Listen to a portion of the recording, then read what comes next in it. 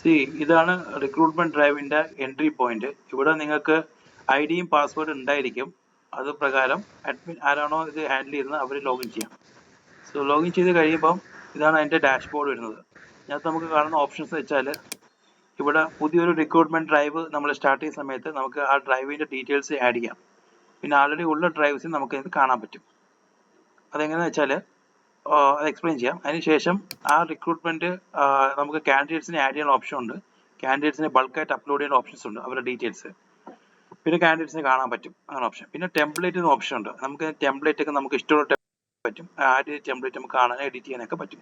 അപ്പോൾ ഫസ്റ്റ് ഇതാണ് മെയിൻ ആയിട്ടുള്ള ഒരു ഡാഷ്ബോർഡ്. സോ ഫസ്റ്റ് ആ ഡ്രൈവ് നമ്മൾ ആദ്യം ചെയ്യേണ്ടത് വെച്ചാൽ റിക്രൂട്ട്മെന്റ് ക്രിയേറ്റ് ചെയ്യണം. അപ്പോൾ നമ്മളിപ്പോൾ ഉദാഹരണത്തിന് നമ്മളിപ്പോൾ ചെയ്യാൻ പോകുന്നത് വെച്ചാൽ കസ്റ്റമർ സെയിൽസ് എക്സിക്യൂട്ടീവ് അല്ലെങ്കിൽ കസ്റ്റമർ സർവീസ് എക്സിക്യൂട്ടീവ് ആണെന്ന് വിചാരിക്കുക. കസ്റ്റമർ സർവീസ് എക്സിക്യൂട്ടീവ് ആണ് നമ്മളിപ്പോൾ റിക്രൂട്ട് ചെയ്യാൻ പോകുന്നത്. For example financial year 24-25 Q3 ആണ് നിങ്ങൾക്ക് മനസ്സിലാക്കാൻ വേണ്ടിയിട്ട്. പിന്നെ എന്താണ് റിക്രൂട്ട്മെന്റ് ഡ്രൈവ് സ്റ്റാർട്ട് ചെയ്യുന്നത്. So today means this date. എന്തെങ്കിലും റിമാർക്സ് ഉണ്ടെങ്കിൽ you can mention that also. So submit. അപ്പോൾ സക്സസ് ഒരു ഡ്രൈവ് കോഡ് ക്രിയേറ്റ് ആവും. അത്രേ ഉള്ളൂ. അപ്പോൾ ഡ്രൈവ് ആയി കഴിഞ്ഞു. ഇതിപ്പോൾ ആൾറെഡി വ്യൂ ഡ്രൈവ്സിൽ പോയി കഴിഞ്ഞാൽ നമുക്ക് ആൾറെഡി അതിനകത്തുള്ള ഡ്രൈവ്സ് കാണാം. ഇത് ബിസിനസ് ഡെവലപ്മെന്റ് എക്സിക്യൂട്ടീവിന്റെ കേസാണ്.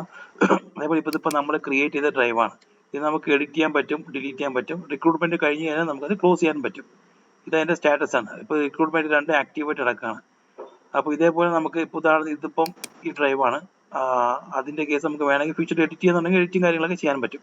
അപ്പോൾ അതാണ് ഫസ്റ്റ് നമ്മൾ ഡ്രൈവ് ക്രിയേറ്റ് ചെയ്യണം. പിന്നെ കാൻഡിഡേറ്റ്സിലോട്ട് പോവുക, കാൻഡിഡേറ്റിനെ ആഡ് ചെയ്യുക. ഇവിടെ നമുക്ക് മാനുവലായിട്ട് കാൻഡിഡേറ്റിനെ ആഡ് ചെയ്യാം. ഡ്രൈവ് നമ്മൾ എന്താണോ നമ്മുടെ ഡ്രൈവ് ആ ഡ്രൈവ് സെലക്ട് ചെയ്യുക. ആ ഡ്രൈവിലേക്ക് കാൻഡിഡേറ്റ് നമുക്ക് ആഡ് ചെയ്യാം. അവരുടെ നെയിം, ഫോൺ, ഇമെയിൽ അത്രേ ആവശ്യമുള്ളൂ. ഇപ്പോൾ ബൾക്കായിട്ട് ആഡ് ചെയ്യുന്നെങ്കിൽ അപ്ലോഡ് കാൻഡിഡേറ്റ് ഓപ്ഷൻ ഉണ്ട്. അവിടെ പോയി കഴിഞ്ഞാൽ നിങ്ങൾക്ക് ഒരു സാമ്പിൾ ഫയൽ കിട്ടും. അത് ഡൗൺലോഡ് ചെയ്തിട്ട് ആ ഫോർമാറ്റിൽ CSV ഫയൽ ആക്കിയിട്ട് നിങ്ങൾ അപ്ലോഡ് ചെയ്ത് കഴിഞ്ഞാൽ 1 by 1 ആയിട്ട് അപ്ലോഡ് ചെയ്യാതെ ബൾക്കായിട്ട് നിങ്ങൾക്ക് ഇതിങ്ങനെ അപ്ലോഡ് ചെയ്യാൻ സാധിക്കും.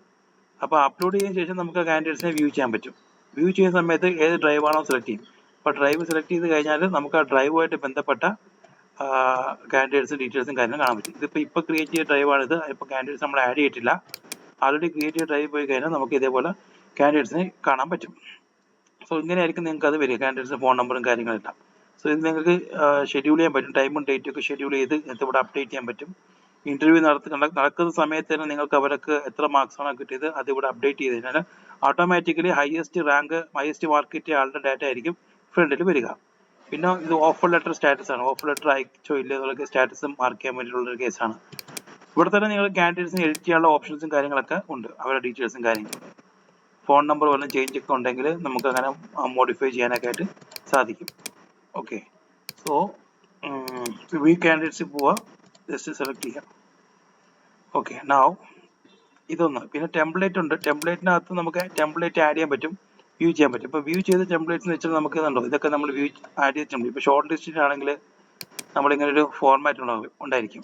ഇത് BD പൊസിഷൻ എന്നുകൊണ്ട് നമുക്ക് വേണമെങ്കിൽ ജനറൽ ആയിട്ടൊരു ഇത് ക്രിയേറ്റ് ചെയ്യാൻ പറ്റും, ടെംപ്ലേറ്റുകൾ ക്രിയേറ്റ് ചെയ്യാൻ പറ്റും. അങ്ങനെ നമുക്ക് ഇഷ്ടമുള്ള രീതിയിൽ നമുക്ക് എത്ര ടെംപ്ലേറ്റുകൾ വേണമെങ്കിലും അൺലിമിറ്റഡ് ആയിട്ട് ഇതിനകത്ത് ക്രിയേറ്റ് ചെയ്യാൻ പറ്റും. ആഡ് ടെംപ്ലേറ്റിന് ഓപ്ഷൻ ക്ലിക്ക് ചെയ്ത് കഴിഞ്ഞാൽ നമുക്ക് ഏത് ടൈപ്പ് ഓഫ് ലെറ്റർ എന്നാണ് ഇത് ചോദിക്കുന്നത്, ലെറ്റർ ടൈപ്പ്. അപ്പോൾ ഷോർട്ട് ലിസ്റ്റ് ആണോ, ഇന്റർവ്യൂ ആണോ, ഇതൊക്കെ എഡിറ്റബിൾ ചെയ്യാൻ പറ്റും. കസ്റ്റമായിട്ട് നിങ്ങൾ ചെയ്യുകയാണെങ്കിൽ ഇതൊക്കെ എഡിറ്റ് ചെയ്തെടുക്കാൻ പറ്റും നമുക്ക്. അല്ലാതെ ബേസിക്കലി ഒരു ഇന്റർവ്യൂ നടക്കുമ്പോൾ ഫസ്റ്റ് ഷോർട്ട് ലിസ്റ്റ് ചെയ്യണം, പിന്നെ ഇന്റർവ്യൂ ചെയ്യണം, പിന്നെ ഓഫ് ലെറ്റർ അയക്കണം. അങ്ങനത്തെ ഇപ്പോൾ ഷോർട്ട് ലിസ്റ്റ് ആണ് എടുക്കുന്നതെങ്കിൽ ഷോർട്ട് ലിസ്റ്റിന്റെ ടെംപ്ലേറ്റ് എന്താണ് നിങ്ങളുള്ളത് അത് വെച്ച് നിങ്ങൾ സബ്മിറ്റ് ചെയ്യാം. അങ്ങനെ നിങ്ങൾക്ക് ഇവിടെ ടെംപ്ലേറ്റുകളെല്ലാം ക്രിയേറ്റ് ചെയ്യാൻ സാധിക്കും. പിന്നെ കാൻഡിഡേറ്റ്സിൽ പോവാ, വ്യൂ കാൻഡിഡേറ്റ്സിൽ പോവാ, ഡ്രൈവ് സെലക്ട് ചെയ്യുക. ഏതാണോ സ്റ്റാഫ് വരുന്നത് അവരുടെ ഇത് സെലക്ട് ചെയ്യുക.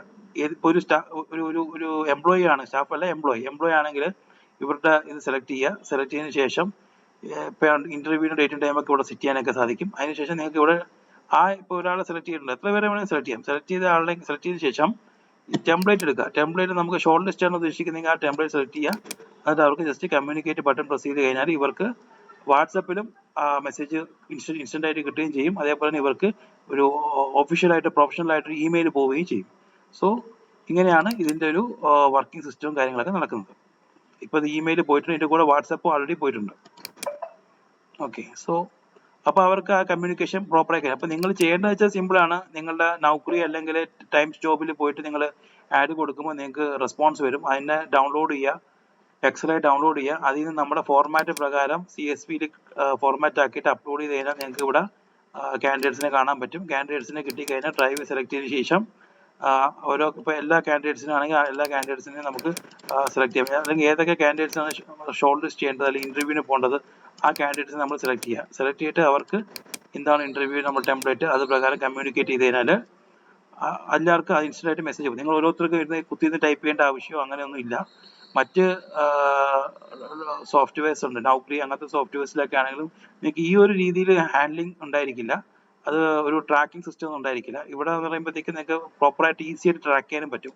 അത് മാത്രമല്ല ഡ്രൈവ് നടക്കുന്ന സമയത്ത് നിങ്ങൾക്ക് ഇവിടെ അവരുടെ ഇന്റർവ്യൂ നടക്കുന്ന സമയത്ത് നിങ്ങൾക്ക് മാർക്കും കാര്യങ്ങളൊക്കെ എൻട്രി ചെയ്ത് കഴിഞ്ഞാൽ ഓട്ടോമാറ്റിക്കലി ഇത് ഇവിടെ ഹയസ്റ്റ് മാർക്ക് വരും. ഫോർ എക്സാമ്പിൾ ഇവിടെ ഇപ്പോൾ നമ്മൾ 10 മാർക്ക് 10 നമ്മൾ കൊടുത്തിട്ട് അപ്ഡേറ്റ് കൊടുത്തു കഴിഞ്ഞാൽ automatically this will come here 10. ഇയാൾ ഇവിടെ വന്നു കഴിഞ്ഞു, മനസ്സിലായില്ലേ? അപ്പോൾ നമുക്ക് അറിയാൻ പറ്റും, ആ ഓർഡറിൽ നമുക്ക് കിട്ടുകയും ചെയ്യും ആരാണ് ഇതുവരെ റിക്രൂട്ട്മെന്റ് ഡ്രൈവ് ഇന്റർവ്യൂ നടത്തിയിട്ട് ആരാണ് ടോപ്പ് എന്നുള്ള കാര്യം അറിയാൻ പറ്റും.